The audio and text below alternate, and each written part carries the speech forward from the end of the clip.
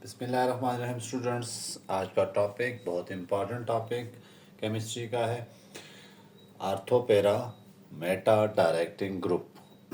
हम बेंजीन में तीन पोजीशंस जो हैं वो डिस्कस करेंगे और आर्थोपेरा मेटा डायरेक्टिंग ग्रुप को हम कैसे डिटेक्ट करें, ये सारी चीज़ें आज हमने देखनी है कि आसान सी ट्रिक्स देखेंगे जिनसे हमें पता चल जाए कौन सा ग्रुप आर्थो, कौन सा मेटा और कौन सा पैरा डायरेक्टिंग ग्रुप है और इनके और नाम क्या क्या हैं। चलें स्टूडेंट, स्टार्ट करते हैं। तो बेंजीन जो है उसके मोनो सब्स्टिट्यूटेड बेंजीन में एक ड्रा करता हूँ। यहाँ पर लगा हुआ है ग्रुप जी। हम लेट्स कर लेते हैं कोई एक ग्रुप है। अब इसकी कितनी पोजीशंस हो सकती हैं? जी के साथ अगर कोई ग्रुप और लग गया है, इलेक्ट्रोफाइल लग गया है, तो नंबर 1 पे लगा हुआ है, 2 पे। ठीक है, इसको 1 पोजीशन कह देते हैं ग्रुप को और इलेक्ट्रोफाइल को ग्रुप 2 कहते हैं। तो ये जो 1-2 पोजीशन है ये कौन सी है जी? Ortho position.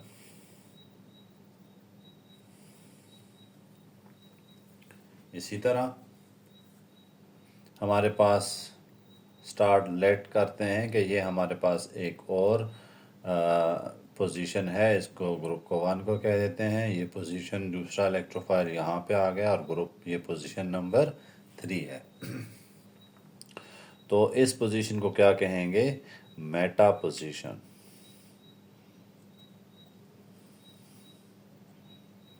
इसी तरह एक ग्रुप अगर इलेक्ट्रोफाइल इस ग्रुप के अपोजिट पोजीशन पे आ जाता है, जैसे यहाँ पर आ गया है अटैच, तो ये आपके पास ग्रुप पोजीशन 4 हो गई। इस पोजीशन को कहेंगे पैरा पोजीशन।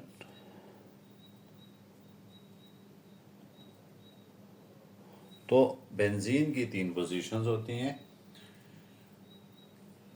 जो इलेक्ट्रो ग्रुप पहले का अटैच होता है उसके साथ वाली पोजीशन आर्थो पोजीशन, उसके तीसरे नंबर पे पोजीशन जो होगी वो मेटा पोजीशन और चौथे नंबर पर जो पोजीशन होगी वो पैरा पोजीशन होगी। इसी तरह इस साइड पे भी अगर आ जाता है, ये भी आर्थो पोजीशन है और ये मेटा पोजीशन है और 2 पोजीशंस होती हैं इसकी। तीसरी पैरा पोजीशन जो है वो इस ग्रुप के अपोजिट साइड पे होती है। तो सबसे पहले तो हमें ये आर्थो, पैरा और मेटा पोजीशंस का पता होना चाहिए। तो हमने देखा कि जो पोजीशन 1-2 है हमारे पास, पोजीशन 1-2 इसको हम कहेंगे आर्थोपेरा। पोजीशन 1-3 जो है वो होगी मेटा और पोजीशन 1 और 4 जो होगी वो होगी पैरा पोजीशन होगी। इसके बाद हम जज करते हैं कौन से ग्रुप्स जो हैं वो एक आर्थोपेरा डायरेक्टिंग ग्रुप हैं और कौन से मेटा डायरेक्टिंग ग्रुप हैं। उनकी आसान आसान ट्रिक्स हम कैसे मेमोराइज कर सकें कि कौन सा आर्थो पे है, आर्थो पैरा डायरेक्टिंग ग्रुप है और कौन सा मेटा डायरेक्टिंग ग्रुप है। अगर कोई ग्रुप बेंजीन रिंग के साथ सिंगल बॉन्ड से अटैच है, जैसे एक्स मान लेते हैं, एक्स है, ठीक है, और ये किसी और बी एटम से अटैच है, वाई से। अगर ये सिंगल बॉन्ड से अटैच हैं तो फिर ऐसे जो होंगे वो होंगे आर्थो और पैरा डायरेक्टिंग ग्रुप होंगे। ये आने वाले इलेक्ट्रोफाइल को कहाँ पे अटैच कराएंगे? या तो फिर आर्थो पे या फिर पैरा पे। कोई भी ग्रुप आता है, फॉर लेट्स सी हम ले लेते हैं फिनोल, ले लेते हैं ओ और एच। देखें ऑक्सीजन जो है वो क्या है? सिंगली बॉन्डेड है हाइड्रोजन से, ठीक है। तो ये आने वाले इलेक्ट्रोफाइल को या तो इस पे डालेगा आर्थो पोजीशन पे या फिर इसको डालेगा मेटा पोजीशन, पैरा पोजीशन पे। यही 2 पॉसिबिलिटीज़ इसकी होंगी। तीसरी यहाँ पर भी ये भी आर्थो पोजीशन है। इसी तरह अगर कोई एटम, हम एक और एटम ले लेते हैं जो आपके पास, सपोज करें एक एटम बेंजीन रिंग से अटैच है और वो डबल बॉन्ड से अटैच है। ये देखें डबल बॉन्ड से या फिर ट्रिपल बॉन्ड से, यानी पाई बॉन्ड आ गया इनमें। तो फिर ये जो है ये आपके पास मेटा डायरेक्टिंग ग्रुप होगा। ये बॉन्ड कौन सा हो, पाई बॉन्ड होना चाहिए। एक सिंगल होता है पहला बॉन्ड और दूसरा बॉन्ड पाई बॉन्ड होता है। तो ऐसे जितने भी ग्रुप होंगे वो क्या होंगे, Meta directing group.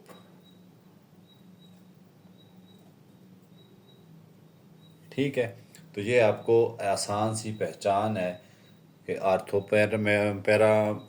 Para directing group कौन से होंगे, वो एटम्स जो सिंगल बॉन्डेड होंगे। ठीक है, जैसे आपके पास सिंगल बॉन्डेड के लिए क्या आ जाता है, टोल्यूइन आ जाता है। अच्छा, डबल बॉन्ड की एग्जांपल मैं दे देता हूँ। डबल बॉन्ड की एग्जांपल में आप देखें, एन डबल बॉन्ड ओ और डबल बॉन्ड ओ, ये देखें डबल बॉन्ड से अटैच है। इसी तरह और कोई एग्जांपल मैं दे देता हूँ, सी डबल बॉन्ड ओ और एच, ये भी डबल बॉन्डेड है। तो ये भी क्या है, मेटा डायरेक्टिंग ग्रुप है। इसी तरह और एग्जांपल देख लेते हैं, सी ट्रिपल बॉन्ड एन, ये ट्रिपल बॉन्ड से अटैच है, तो ये भी क्या है, मेटा डायरेक्टिंग ग्रुप। तो ऐसे ग्रुप जो कि सिंगली बॉन्डेड होते हैं वो आर्थोपेरा डायरेक्टिंग ग्रुप। इनको आसान तरीका है मेमोराइज रखने का कि आर्थोपेरा डायरेक्टिंग ग्रुप कैसे आप डिटेक्ट करेंगे। जितने भी ग्रुप होंगे जिनमें सिंगल बॉन्डेड या इलेक्ट्रोफाइल इनको कह दें आप, सिंगली बॉन्डेड, ये सारे सारे क्या हैं, आर्थोपेरा डायरेक्टिंग ग्रुप हैं। और जितने भी हैं जो जिनमें पाई बॉन्ड, कहीं भी पाई बॉन्ड आ गया, यहाँ पर एक्स दो डबल और ट्रिपल बॉन्ड क्या होता है, पाई बॉन्ड होता है। ठीक है, तो ये क्या होंगे, मेटा डायरेक्टिंग ग्रुप एम। तो आपको कोई भी ग्रुप दिया जाता है तो आपने देखना है उसमें बॉन्डिंग किस टाइप की है। इसके अलावा मेटा आर्थोपेरा डायरेक्टिंग ग्रुप में लॉन पेयर की निशानी है। लॉन पेयर अगर होता है, जैसे NH2 है तो N पे क्या है, लॉन पेयर है ना, तो ये भी क्या होगा, आर्थोपेरा डायरेक्टिंग ग्रुप होगा। आर्थोपेरा डायरेक्टिंग ग्रुप का आगे क्या काम होता है, इसको मज़ीद देखते हैं। आर्थोपेरा डायरेक्टिंग ग्रुप क्या होंगे, जो आने वाले इलेक्ट्रोफाइल को या तो आर्थो पोजीशन पे या फिर पैरा पोजीशन पे अटैच करेंगे। और जो मेटा डायरेक्टिंग ग्रुप होंगे, जो आने वाले ग्रुप को कहाँ पे अटैच करेंगे, मेटा पोजीशन पे अटैच करेंगे। अब हम देखते हैं ए एक्टिवेट करते हैं या डीएक्टिवेट करते हैं रिंग को।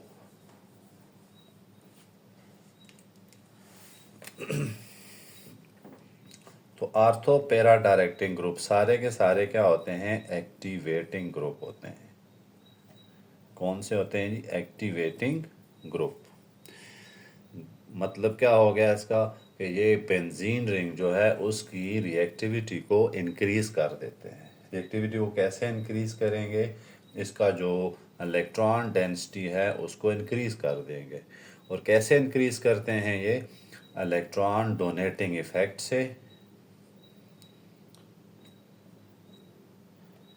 तो ये कैसे इंक्रीज करते हैं, नंबर एक, इलेक्ट्रॉन डोनेटिंग इफेक्ट।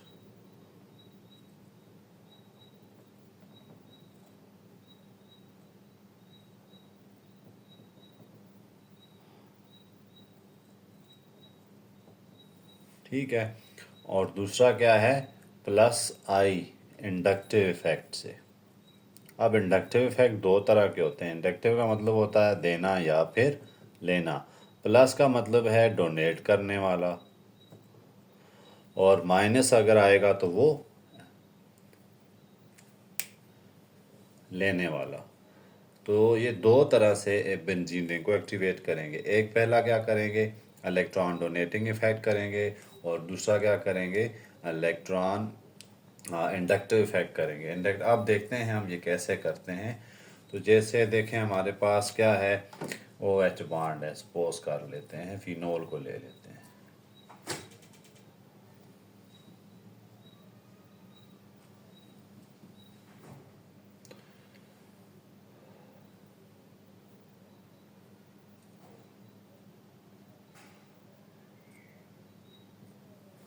अच्छा, अब ये क्या है, इसके सब जानते हैं कि बेंजीन जो ऑक्सीजन है इसके पास लोन पेयर ऑफ इलेक्ट्रॉन होता है, तो ये क्या करता है, बेंजीन रिंग को डोनेट कर देगा। अब बेंजीन एक बार जो डोनेट करेगा तो यहाँ पर क्या आ जाना है, डबल बॉन्ड। अब बेंजीन में एक रूल है कि डबल बॉन्ड इकट्ठे कभी भी नहीं आ सकते। देखें अब ये बॉन्ड और ये बॉन्ड क्या हो गए हैं, कंबाइन हो गए हैं। तो फिर एक बॉन्ड को तो यहाँ से जाना पड़ेगा, तो ये क्या करता है भाई, ये इधर शिफ्ट हो जाता है। ठीक है, इसको कुछ ऐसे लिख देते हैं, इसने यहाँ पे शिफ्ट हो जाना है। अब देखें यहाँ पर क्या होगा, ये जो इलेक्ट्रॉन डॉट है ये तो आपके पास एक लाइन है, ये क्या है, दो इलेक्ट्रॉन है। एक इलेक्ट्रॉन, ये इलेक्ट्रॉन पेयर तो यहाँ पे शिफ्ट हो गया, लेकिन यहाँ पर तो कुछ भी नहीं रहा ना, यहाँ पर क्या आ जाएगा, प्लस चार्ज आ जाता है। तो अगला जो डोनेट रेजोनेंस इफेक्ट क्या होगा, यहाँ पर ये बॉन्ड किधर शिफ्ट हो गया, इधर। यहाँ पर क्या आ गया, प्लस चार्ज। उसकी वजह क्या है कि देखें ये दो बॉन्ड था, ये इस कार्बन के और इस कार्बन के दरमियान था, लेकिन इस कार्बन से तो इस कार्बन पे आ गया, बट यहाँ पर इस पे प्लस चार्ज को छोड़ के आ गया। अब यहाँ देखें ये बॉन्ड इधर शिफ्ट हो गया और ये आपके पास क्या आ गया, O और H। अब अगली पॉसिबिलिटी देखें, यहाँ पर जो ये वाला कार्बन है ये तो इस चार्ज को बर्दाश्त नहीं करता, तो ये इसको क्या कर देता है, कहीं ना कहीं इसने फेंकना होता है, तो साथ वाले जो बॉन्ड है उस पे उसकी तरफ कर देता। अब जब ये इधर शिफ्ट करता है इलेक्ट्रॉन पेयर को, तो ये नेगेटिव चार्ज इधर डिस्ट्रीब्यूट हो जाता है। अब देखें, अब यहाँ पर नेगेटिव चार्ज आ गया और यहाँ पर बॉन्ड आ गया। अब इस पोजीशन को देखें, आर्थो पोजीशन, ये क्या है, पैरा पोजीशन। तो इस ग्रुप ने क्या किया, आर्थो और पैरा पोजीशन पे इलेक्ट्रॉन की डेंसिटी इंक्रीज कर दी है, इलेक्ट्रॉन की डेंसिटी इंक्रीज कर दी है। तो उसका क्या इफेक्ट होगा, इलेक्ट्रॉन की जब डेंसिटी इन पोजीशंस पर इंक्रीज होगी तो जो आने वाला इलेक्ट्रोफाइल है वो कहाँ पे आएगा, या तो इधर आएगा या फिर इधर आएगा, मेटा पोजीशन पे वो नहीं आएगा। तो इसी वजह से जो एक्टिवेटिंग ग्रुप होते हैं वो आने वाले सब्सटेंस को, आने वाले एटम को, आने वाले ग्रुप को या तो आर्थो पे अटैच करते हैं या फिर पैरा पे अटैच करते हैं। अब एक स्पेशल केस हम देखते हैं। स्पेशल केस किस चीज़ का है, स्पेशल केस है हेलोजेंस का। क्योंकि ये बहुत स्पेशल केस है, आपकी बुक में भी इसको मेंशन किया गया है, इसलिए आपने इस केस पे अच्छी तरह से फोकस करना है। और उस फोकस की से इसमें से क्वेश्चन कुछ ना कुछ पूछ सकते हैं आपसे। ये क्लोरीन है, आप सब जानते हैं, इसके पास क्या होते हैं, 6 लोन पेयर ऑफ इलेक्ट्रॉन होते हैं। ठीक हो गया। अब क्लोरीन दो इफेक्ट डालता है, एक डालता है जो रेजोनेंस इफेक्ट, इलेक्ट्रॉन डोनेट करता है बेंजीन रिंग को, ठीक है। और एक क्या करता है, inductive effect, minus inductive effect डालेगा। कौन सा इफेक्ट डालेगा, माइनस इंडक्टिव इफेक्ट।